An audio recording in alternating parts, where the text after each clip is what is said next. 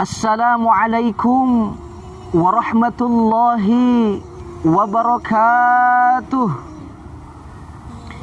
Hamdan wa syukran lillah, amma ba'du. Hadirin ummatul muslimin sebangsa dan setanah air yang dimuliakan oleh Allah Subhanahu wa ta'ala.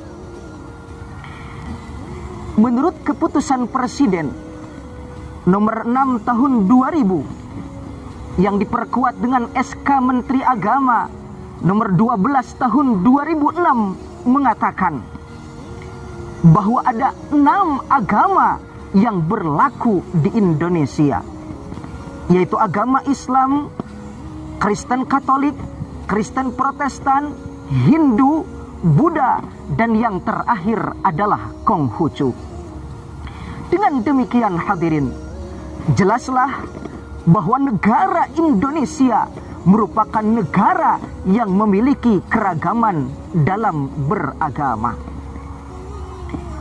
Namun demikian hadirin, agama Islam mengajarkan kepada kita bahwa dengan adanya keragaman yang ada tidak menjadi alasan buat kita untuk saling bermusuhan yang bisa menimbulkan perpecahan, pertikaian, permusuhan, bahkan saling membunuh dengan melakukan bom bunuh diri dengan dalil jihad atas nama agama. Kenapa hadirin? Karena Islam bukanlah agama penebar kebencian. Islam bukan sumber kekacauan. Islam bukan sarang terorisme dan pelaku kejahatan. Justru Islam hadir sebagai agama penebar kasih sayang dan perdamaian. Hadirin ummatul muslimin yang dimuliakan oleh Allah Subhanahu wa ta'ala, berkenaan dengan Islam yang ramah dan anti radikalisme, saya teringat dengan firman Allah Subhanahu wa ta'ala di dalam Al-Quran surah Al-Anbiya ayat 107.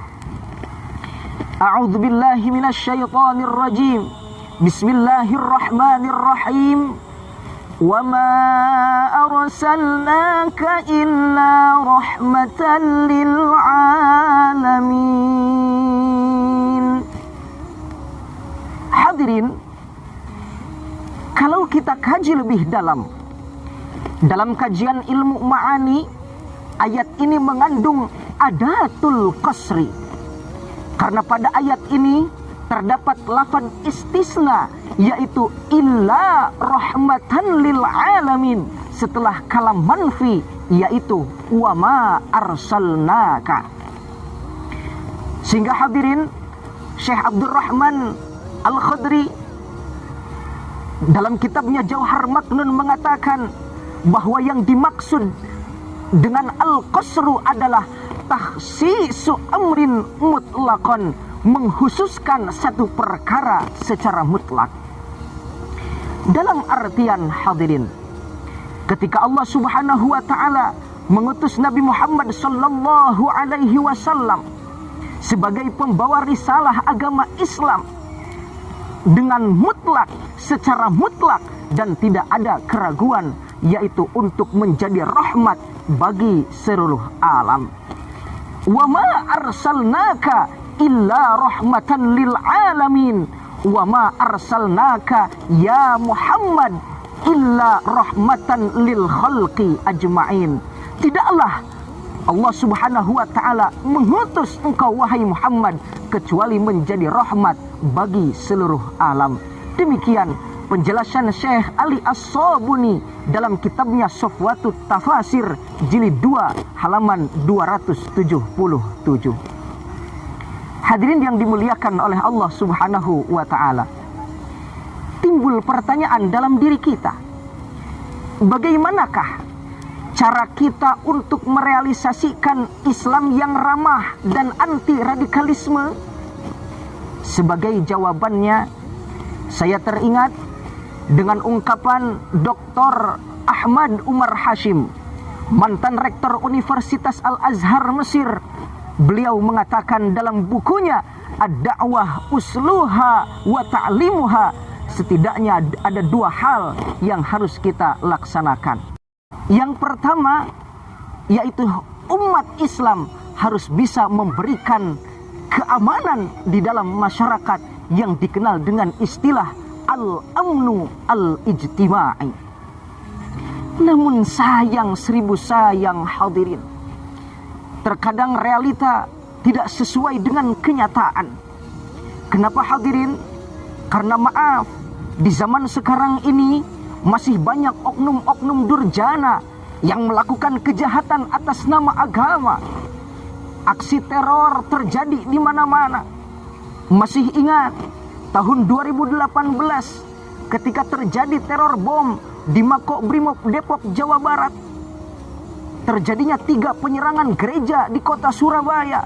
Bahkan di tahun 2021 kita digegerkan dengan pengeboman satu gereja di Makassar dan penyerangan yang dilakukan oleh seorang wanita di Jakarta. Bahkan hadirin, yang lebih parah lagi, banyak orang-orang kita yang rela pergi ke luar negeri mengangkat senjata membunuh umat beragama. Bahkan dengan bangga mereka mengatakan bahwa tanah air Indonesia, negara Indonesia adalah negara togut yang perlu dihancurkan, yang perlu diluluh lantahkan, bahkan perlu dibinasakan. Na'udzubillah tsumma na'udzubillah. Padahal hadirin, Islam tidak pernah mengajarkan hal itu. Kenapa? Karena Islam bukanlah terorisme dan terorisme bukanlah Islam. Hadirin umatul muslimin rahimakumullah. Yang kedua, untuk menciptakan Islam yang ramah dan anti radikalisme, yaitu umat Islam harus mampu menegakkan keadilan dengan seadil-adilnya. Dalam artian hadirin, umat Islam harus memiliki keadilan yang sama, tidak memandang kaya, tidak memandang pangkat, tidak memandang jabatan. Jangan sampai ketika orang miskin yang salah, hukum cepat-cepat ditegakkan. Tapi ketika orang kaya yang salah, pejabat yang salah, hukum seolah-olah malu dan pura-pura tidak tahu. Padahal Allah Subhanahu wa taala berfirman, "Wa idza hakamtum bainan nasi an tahkumu bil adl." Jika kalian ingin menetapkan hukum di antara manusia, an tahkumu bil adl, maka tetapkanlah hukum tersebut dengan seadil-adilnya. Hadirin umatul muslimin rahimakumullah, mudah-mudahan kedua hal ini umat Islam bisa melaksanakan. Yang pertama adalah menciptakan keamanan di dalam masyarakat, dan yang kedua adalah menegakkan hukum dengan seadil-adilnya. Insya Allah, jika hal ini sudah dapat kita lakukan, maka Islam yang ramah dan anti radikalisme bukan lagi menjadi slogan, tapi menjadi kenyataan dalam kehidupan. Sekian dan demikian, mohon maaf atas segala kekurangan. Terima kasih atas segala perhatian. Wal afu minkum. Wassalamualaikum warahmatullahi wabarakatuh.